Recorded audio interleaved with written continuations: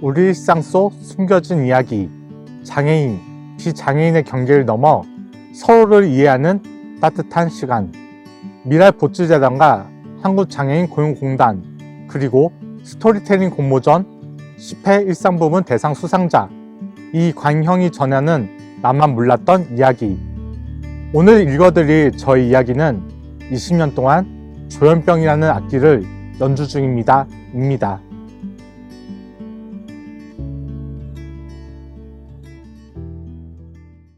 조현병은 현악기의 현을 조율하여 아름다운 소리를 낸다는 의미를 담고 있다. 조현병 환자들의 뇌에서 분비되는 호르몬을 약물로 잘 조율하면 정상적인 사회생활이 가능하기에 지어진 이름이다. 악기든 사람의 인생이든 건강하게 조율되려면 누군가에게 들려줘야 한다. 그래야 틀린 소리를 내는지 아름다운 소리를 내는지 알 수 있기 때문이다. 나는 조현병 환자다. 20년 동안 조현병을 안고 살아가고 있다. 처음에 병을 고백하는 것이 쉬운 일이 아니었다. 그랬던 내가 이제는 당당하게 병을 밝히고 있다. 용기를 내기까지 많은 시간과 노력이 필요했다. 그리고 나를 소중하게 대해주었던 많은 사람들이 있었기에 가능했다. 어려서부터 아버지의 폭력과 학교 폭력에 시달렸다. 명문대에 가고 좋은 직장을 얻어서 성공하는 길이 복수라고 생각했다. 고3 때는 머리를 삭발하고 잠도 자지 않았다. 불면증과 우울증을 겪었지만 이를 참고 공부했다. 친구는 물론 사람과 대화도 하지 않으며 대학에 합격할 수 있었다. 하지만 불면증과 우울증은 오히려 더 심해졌다. 결국 대학병원에서 조현병 진단을 받았다. 사람과 말을 하지 않다 보니 대인관계도 사회생활도 엉망일 수밖에 없었다. 같이 밥 먹을 사람이 필요해서 기독교 동아리에 가입했다. 동아리는 독특한 훈련과 프로그램으로 유명했다. 매주 성경을 공부하고 토요일마다 동아리 사람들 앞에서 느낀 점을 발표해야 했다.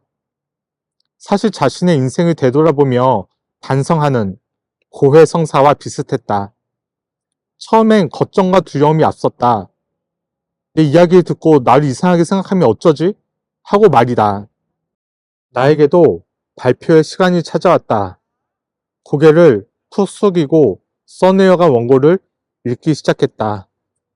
어려서부터의 아픔과 상처, 그로 인해 겪고 있는 병의 증상과 고통까지 두렵고 떨리는 목소리로 읽었다. 그리곤 자리로 돌아오는데 한 선배가 미소를 지으며 관영아 잘했어. 너무 멋있었어. 라고 말해 주었다. 날 이상하게 생각하거나 불쌍하게 생각할 줄 알았는데 의외의 반응이었다. 나중에 선배들의 발표를 듣고서야 깨달았다. 누구에게나 인생의 아픔이 있고 고통이 있지만 그것을 나누다 보면 회복이 되고 누군가에게 위로와 공감을 줄 수 있는 사실을 말이다. 대학교 수업 시간에도 같은 경험을 했다. 나는 언론학을 전공해서 스피치 발표 실습이라는 수업을 들어야 했다. 교수님은 첫 시간부터 학생들에게 앞에 나와 자기소개를 5분간 하라고 시켰다. 나는 두렵고 떨리는 마음에 기어 들어가는 목소리로 첫 발표를 망치고 말았다. 같이 수업을 듣는 동기들이 위로해줄 정도였다. 그 다음 주 수업에는 교수님이 10분간 자기소개를 하라고 시켰다. 이번에도 고개를 푹 숙이고 떨리는 마음에 눈을 감았다.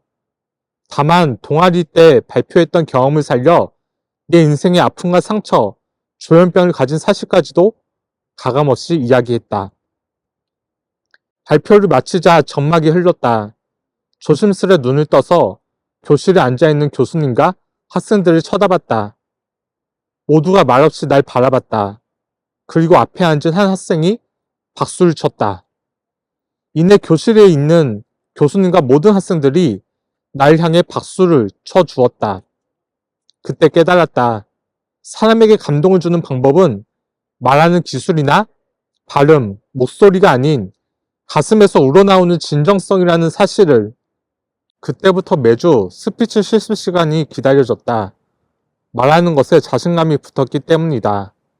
뒤로 정신과 약의 영향으로 침이 잘 안 나와 발음은 어눌했지만 청중들의 마음을 사로잡는 방법을 터득할 수 있었다.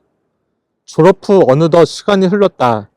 계속되는 직장생활 실패로 나이만 늘어나고 있었다.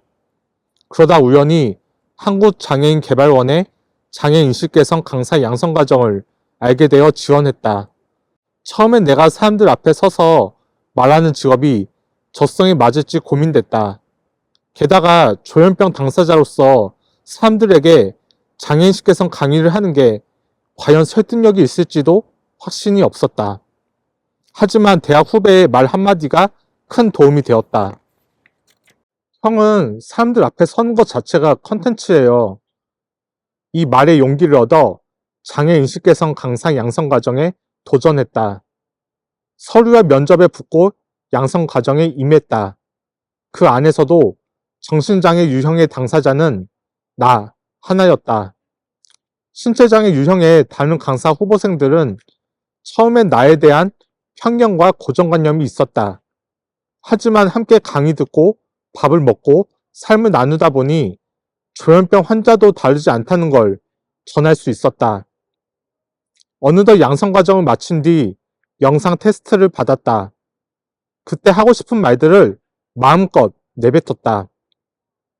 조현병 환자들은 폭력과 폭언으로 받은 상처를 안고 살아가는 사람들입니다. 그 상처가 트라우마가 되고 그 트라우마가 병이 되었습니다. 저는 사람들에게 묻고 싶습니다. 아픈 상처를 안고 살아가는 우리가 괴물인지, 우리에게 아픈 상처를 준 나쁜 사람들이 괴물인지, 아니면 아프게 살아가는 우리를 괴물로 보이게 만들고 차별하는 언론과 사회가 진짜 괴물인지. 이어서 나는 동아리에서 했던 발표처럼, 대학교 스피치 수업 때 했던 발표처럼 내 이야기를 이어나갔다. 우리는 직접 겪어보지 않으면 알 수 없는 고통의 시간들을 보내왔습니다. 때로는 너무 힘들어서 생명조차 포기하고 싶을 때도 있었습니다. 하지만 지금 살아 숨쉬는 건 그 고통을 잘 이겨내왔다는 증거입니다. 결코 의지나 정신력이 약해서 병을 겪는 것이 아닙니다. 오히려 다른 사람들보다 강인하고 슬기롭게 이 병을 감당하고 있습니다. 제게 조현병은 장벽이 아니라 장벽을 넘게 해주는 발판이 될 것입니다. 이렇게 나는 영상 테스트에 합격하고 장애인식 개선 강사로서 출발할 수 있었다. 물론 조현병 당사자로서 강의를 하는 것이 쉽진 않았다. 한 번은 강의를 시작하기도 전에 어떤 여성분이 내 눈을 피하며 다가왔다. 나는 왜 제 눈을 피하세요? 라고 물어보자 그 여성은 조현병 환자와 눈을 마주치면 공격을 당할 수 있다고 들어서요. 라고 대답했다. 그만큼 이 사회는 정신장애인들을 향한 차별과 편견이 굉장히 심하다는 사실을 알 수 있었다. 그래서 더욱 사람들에게 내 이야기를 들려주려 노력하고 있다. 다른 신체장애 유형처럼 정신장애 유형의 당사자들도 자신의 이야기를 해야 하기 때문이다. 뉴스 속 일부 범죄자들이 아니라 사회 속에서 자신의 역할을 다 하며 선하게 살아가는 정신장애인들이 훨씬 많다는 사실을 알리고 싶었다. 또 사회에서 부당한 현실과 차별의 목소리를 내는 용감한 당사자도 있다는 사실을 말하고 싶다. 정신적으로나 심리적으로 조금 다를 수 있지만 우리에게도 이루고 싶은 인생의 목표가 있고 우리도 사랑하며 살아가고 싶은 똑같은 사람이라는 사실을 알릴 것이다. 나는 지금도 여러 강연 무대뿐 아니라 글을 쓰고 방송 프로그램에도 출연하며 내 인생을 이야기하고 있다. 어려서부터 겪었던 인생의 아픔과 상처, 정신질환으로 인한 고통과 회복의 과정까지 대학교 시절부터 지금까지 20년 동안 조현병과 함께 살아온 나의 인생을 사람들 앞에서 연주하고 있다. 대학 시절 한 은사님이 내게 해주신 조언이 있다. 세상의 나의 모든 상처와 아픔을 듣고도 나를 이해해주고 위로해주고 공감해주는 사람이 3명 이상 있다면 그 사람은 행복할 수 있단다. 당신에게 그런 사람이 몇 명이나 있는지 세어봤었는데 10명이나 되었다. 동아리 선후배들, 학교 친구들, 교수님들에 이르기까지 내 이야기에 귀 기울여주는 소중한 사람들을 통해 조현병에서 회복될 수 있었다.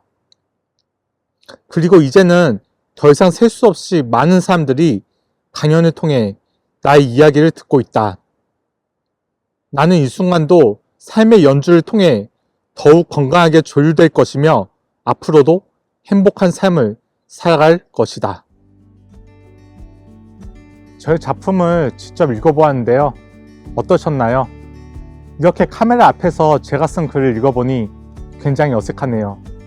그래도 책으로 읽으셨을 때보다 저의 이야기가 조금 더 와닿으셨으면 좋겠습니다. 그럼 지금까지 20년 동안 조현병이라는 악기를 연주 중입니다 를 낭독한 이광형이었습니다. 감사합니다.